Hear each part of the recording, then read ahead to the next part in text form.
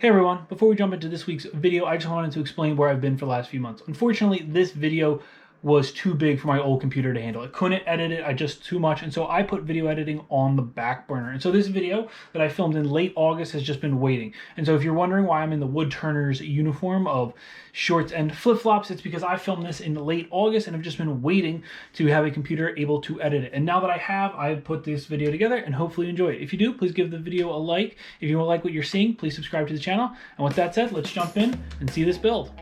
Hey everyone, welcome back to the shop. Last week we cleaned the shop up and got it ready for a big project, and this week we are going to start on it. Rather than being a big turning project, we're actually going to work on a furniture project. I need a new desk for my office, and so I'm going to turn these 6 Sycamore slabs, which I built up a few years ago, and we're going to see if we can't turn them into a cool desk. That said, let's get started.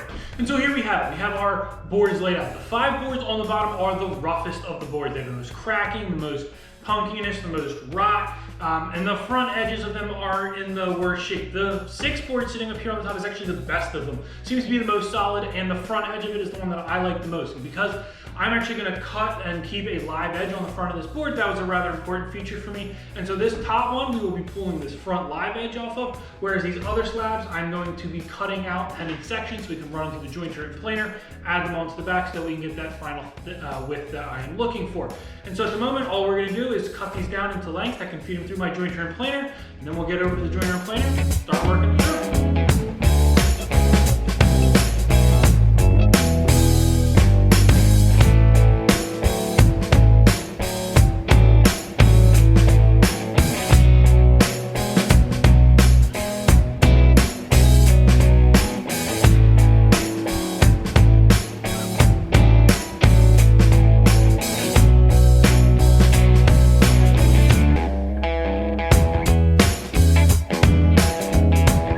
Here our boards are. They're cut to width and ready to make a tabletop. But the first thing we're going to do is kind of shore up this wood. This wood has been sitting for 5 years, some of that time uncovered, some of that time poorly covered. And so although there are some really cool areas of spalting, there's also some areas that are just too soft. And if I were to leave them on the table, they would just crumble under the table, just under general use. And so I've got some wood hardener, and I've never actually used this on a project before, but on some test pieces it seems to do some work. And so I've got some lines drawn out on areas, and again, some boards, that's like almost all this board needs to be salvaged. Again, this was the top board that really took the brunt of the beating, and then some of these other boards, it's just certain areas. But I'm going to really pour this wood hardener on into these areas to try and stabilize them as much as possible, and that's the last thing I'm going to do today. This stuff is pretty noxious, not my favorite thing to use in the test that I've been doing so far. So before I start, I'm gonna throw on my respirator, but I'm just gonna cover all of these areas, really let it soak in, really shore up the wood to make sure it is hard as a rock, and then I'm gonna give it all night to dry. It takes a couple of hours, but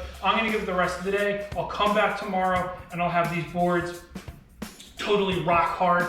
We'll be able to take one more skimming cut off the top, make sure they are nice and clean, and then tomorrow we will biscuit joint them, glue them together, and make a solid tabletop. So with that said, throw the respirator on and start stabilizing these pieces.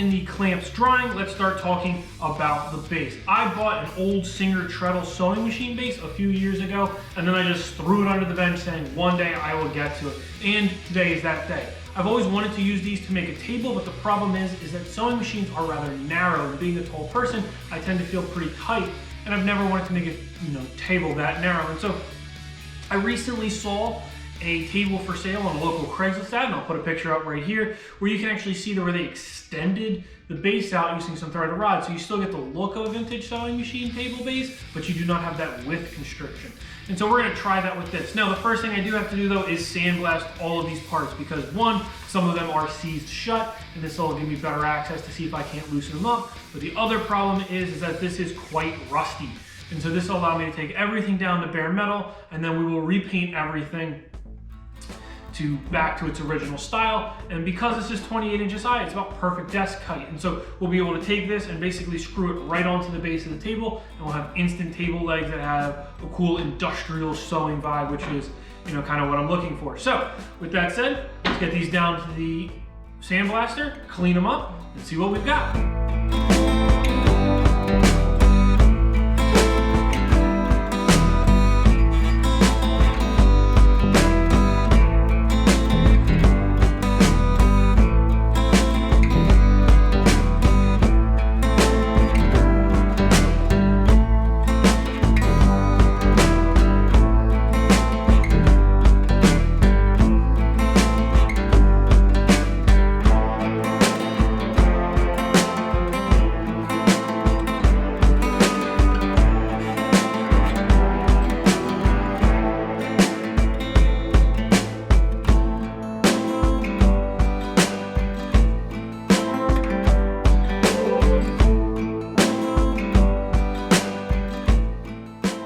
The paint is drying now, and the table base is as set as it's going to be for about a day and a half until that enamel paint really sets. So while that's working, let's pull out the table out of the clamps and see how we did.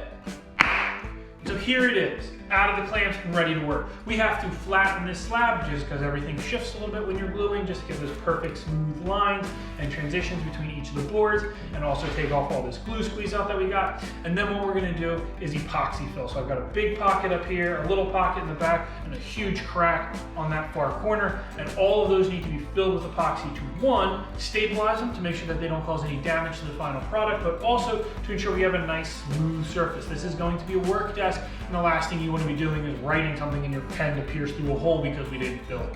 And so we are going to be filling those pockets with epoxy and then smoothing it out and finishing it up. With that said, let's get cleaning this tabletop up.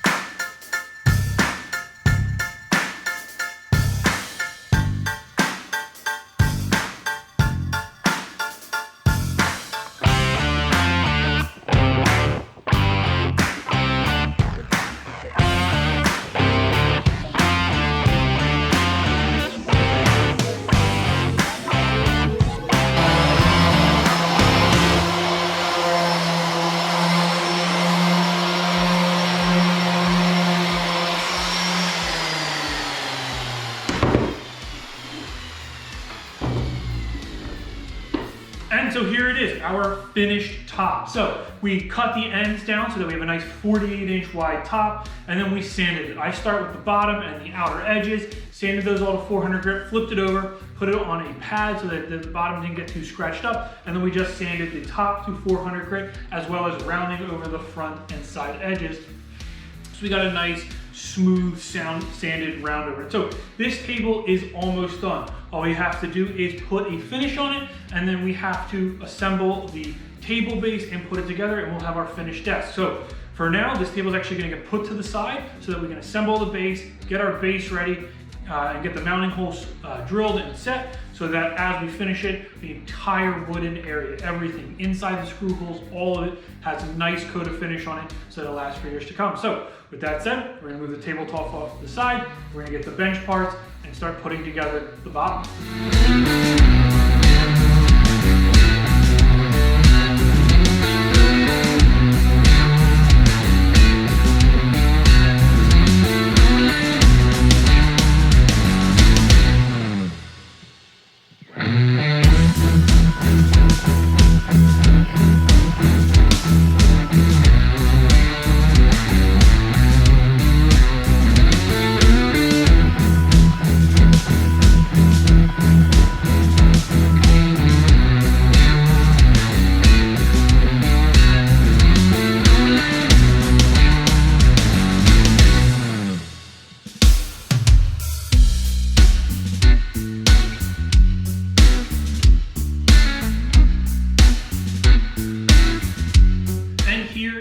Our assembled base. And again, it is your standard Singer treadle base, but with extensions. These are 3/8 by 10 bolts that go through with an acorn nut and a piece of 1/2-inch tubing in between. And that combination really makes for a strong desk that's not going to buckle or bow while we use it, but also widens our base so that we have all of this extra space here for your legs, which means that there's more use under a table, but it's also a wider base so that your table is not as wobbly. So now that we have this assembled, we can get our tabletop put on it, get the holes drilled for mounting, and then we can finish it up.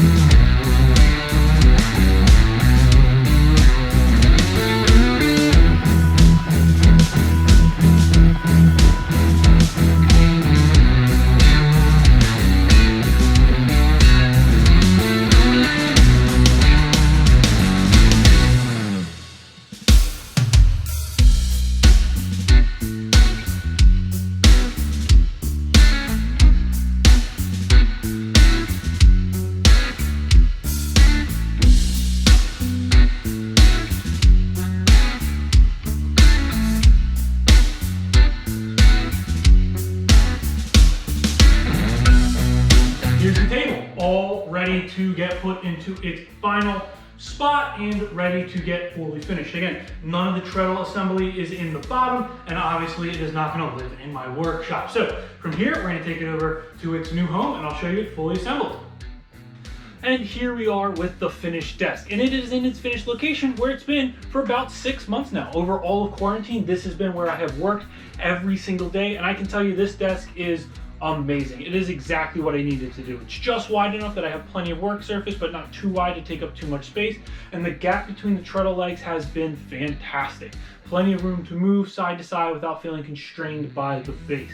And the added feature is the treadle, all finished and installed, and it moves beautifully. A little squeaky at the moment, but it has been perfect for those boring meetings where you lose focus. Just treadle a little bit, get back on track. And so with this finished and the video wrapped up, we will start posting videos on a more regular schedule. So come back for the next one, see what project we're working on, and as always, have a wonderful day. Order ready to get Plane it and get it down to our finished diameter. Wow, you can tell the bolter, right? I just said finished diameter. Our base is now ready. We have a much wider, useful, I don't like this. And here is the